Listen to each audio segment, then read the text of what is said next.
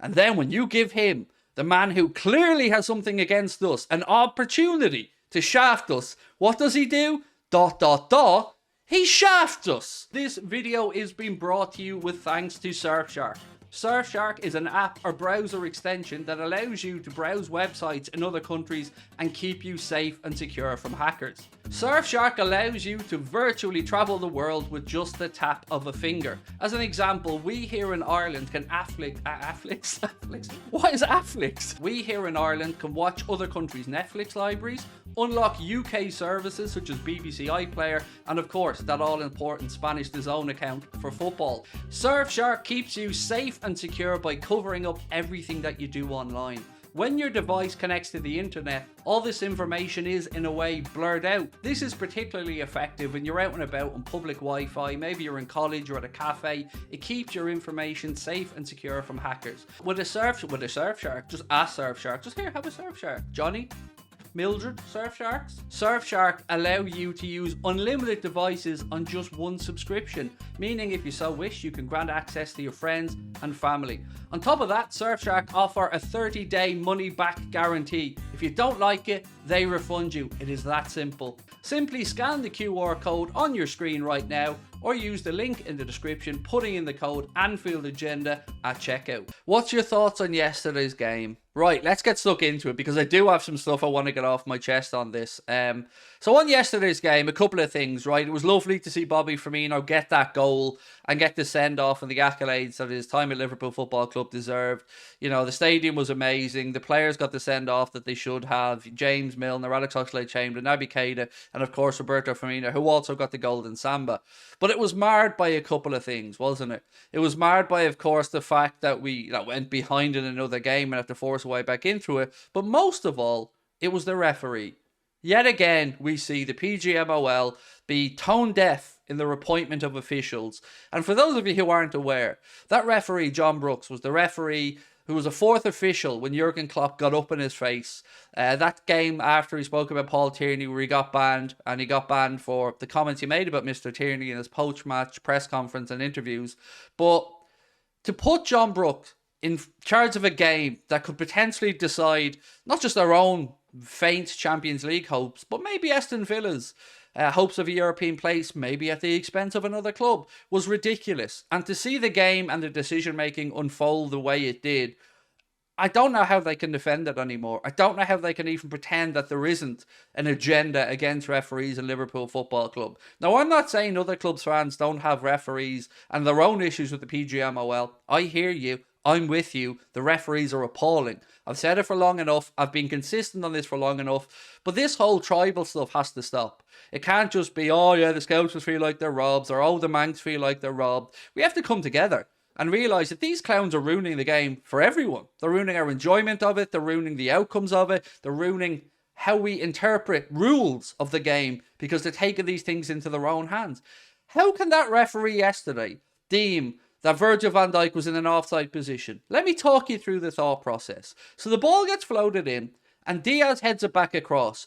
We're then supposed to believe that the defender who lifted up his leg and raised it to the ball intentionally to hit the ball didn't intentionally play the ball, which is the excuse as to why Van Dijk was offside.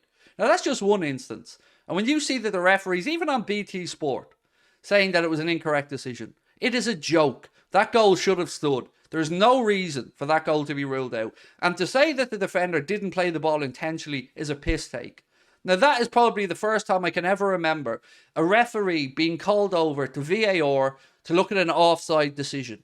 You know, VAR, the thing that they love to tell us, has a very high threshold and is there to clear up clear and obvious errors. Well, the referee gave the goal initially, and then when you give him, the man who clearly has something against us, an opportunity to shaft us, what does he do? ... He shafts us. But we're supposed to just stay calm. Add into that the orange card, which I'm going to call it, for Tyrone Mings. If that was a Liverpool player, we all know he'd have been walking. But Tyrone Mings got away with it. A high foot on Cody Gakpo. You've seen the marks on his chest. Yet again, no case to answer. And that brings us to the Jordan Henderson penalty that wasn't really talked about too much. Blatant penalty, very clear, very obvious, and yet again we get shafted by VAR and the officials.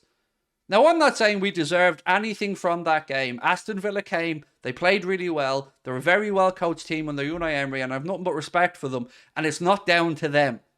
But yet again, we see officials in the Premier League taking the fate of teams into their own hands because of ego, because they've been criticised. So rather than throwing your toys out with the pram, PGMOL, and rather than fining and banning managers, players, coaches, how about get your act together? How about get Howard Webb on Monday Night Football, not speaking about the easy decisions and giving himself a big pat on the back about everything you've done right, but point out the ones you got wrong. Point out the consistent decision-making that has shafted over teams this season, that may relegate teams, that may cost teams a European place. And it is a bigger issue than us fans. It is a bigger issue than one club. And it happened clearly yesterday. Again, I don't think we particularly deserved anything from the game, but that's irrelevant. These decisions in their own right were a farce. And I don't know if you guys agree with me or disagree with me. If you're a different club's fan, I'd love your perspective on it. But to have 3 decisions, all, let's just say, right on the edge, and every single one of those decisions went against us yesterday. Penalty, nothing. Red card, nothing. Goal ruled out for what? Now look, I've no complaints with the penalty he awarded to Aston Villa. That was a penalty. Kanade was very clumsy. That was a penalty. I've no issues with that. So yeah, award that, no problem. That was fair enough. The rest of it though, and that's before we get into all the little decisions, all the minor little incidents that happen throughout the game. How are we supposed to have respect? If you want respect to the officials, they have to give it back. It has to be a two-way street. And how can you expect a manager when his reputation's on the line, when his job's on the line, when his income's on the line, when his team's hard work is on the line, to keep his mouth shut when he can see what the rest of the world can see, which is that the referees in the Premier League have an agenda against certain clubs, have an agenda against teams they do not like, and continually shaft managers, players, clubs and fans. How is that fair? Who is that benefiting? And how is it a good look for the league? Again, these lads are paid peanuts compared to referees in other leagues. We've done an analysis on this before. They're paid, I think, about 4 times less than their compatriots who referee in La Liga. It's a joke. But we're being told that these lads are top of the game. We're being told by the PGMOL once again that respect has to be given. It doesn't just have to be given. Respect, and this is something we were all taught as kids, has to be earned. You've no right to be respected just because you show up. You've no right to be respected when you're out there making incorrect decisions just to get back at a man who wrongly was up in your face. Go back and watch what I said at the time. I said it right then, and I'll say it again. Jurgen Klopp had no business being up in that referee or fourth official's face when he pulled his hamstring. No problem with him being pissed off about that. But to then see the PGMOL give this referee the game with the Premier League, it doesn't take a rocket scientist to think maybe we'd have been a little bit better off there if we hadn't made that appointment. Maybe we could have avoided a circumstance where we potentially look bad. But they don't care. They don't care because they're a cartel. They don't care because they think they're demigods. They don't care because they really don't care. That's the thing. So rather than have a pop at me, rather than coming into the chat and saying Scousers crying, remember, it's going to be you soon. It's going to be you next season. What if it costs your club a promotion? What if it costs your club a cup final? What if it costs your club a place in Europe? What if it costs your club a place in the Premier League? Is it acceptable then? No. It isn't acceptable, my friends. And we deserve better, and we have to petition for better. We have to argue for better. We have to fight for better. Because these lads are a joke. I don't care who you get in. Bring in referees from other parts of the world. You have the money. But sort it out. Because we are getting shafted week in and week out because of personal biases, because of personal grievances between officials, managers and players. What says you? Let me know. Right. My friends, that's my little rant about referees. And I'm fucking sick of them. I'm sick of them. And look, I don't have the problems that Klopp has. I can say what I want. I can call these lads fucking charlatans. I can call them piss takers. I can call them out for what they are. Klopp's a bit restricted in what he said. But where's the media on this? Why aren't we seeing this hammered home? I also want to hear from opposition clubs. I want to hear from United fans. I want to hear from Chelsea fans. I want to hear from Arsenal fans. I want to hear from Spurs fans. I want to hear from whoever you support about decisions that have shafted you, that have been so blatantly clear that you're left scratching your head.